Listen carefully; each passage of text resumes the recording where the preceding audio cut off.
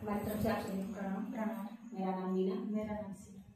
हम लोग आज प्यारा सा डेली गीत सुनाने जा रहे हैं। आपको विश्वास है आप लोगों को पसंद आएगा। चैनल को सब्सक्राइब करें, लाइक करें, शेयर करें, कमेंट में जरूर बताइएगा आप लोग कि हम लोगों का गाना आप लोगों को कैसा लगता है। बहुत बहुत धन्यवाद। जय माता दी।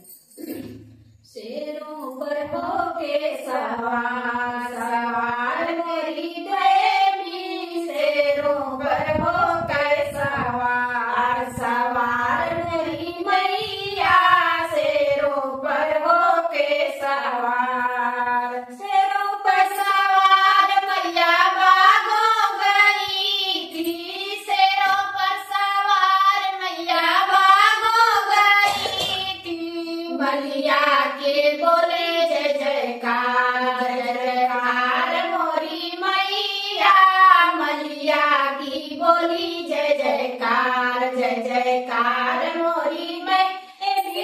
शेरों पर होके सवार सवार मोरी मैया, शेरों पर होके सवार। शेरों पर सवार मैया बनो गई थी, शेरों पर सवार मैया बनो गई थी। कहरा के बोले जय जयकार, जय जयकार मोरी मैया, शेरों पे होके सवार सवार मोरी मैया, शेरों पर होके सवार। शेरों पर सवार मैया मंदिर गई थी, शेरों पर सवार मैया मंदिर गई थी। पंडित की बोली जय जयकार, जय जयकार मोरी मैया,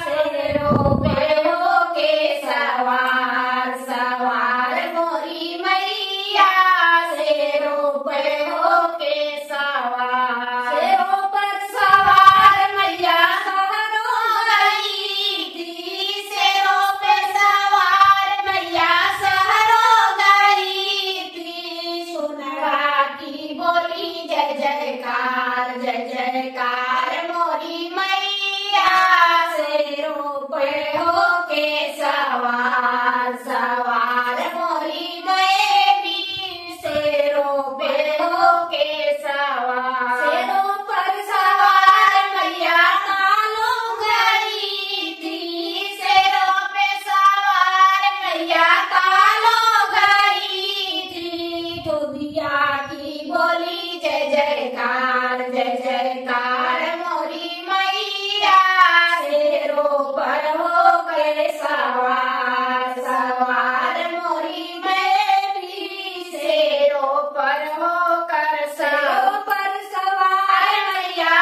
कालो गई थी, शेरों पे सवार मैया कालो गई थी। अहिरा की बोली जय जयकार, जय जयकार मोरी मैया, अहिरा की बोली जय जयकार, जय जयकार मोरी मैया, शेरों पर होके सवार सवार मोरी मैया, शेरों पर होकर शेरों पर सवार मैया आंगन गई थी, शेरों पर सवार मैया आंगन गई थी। भक्तों की बोली जय जयकार, जय जयकार मोरी मैया, शेरों पर होके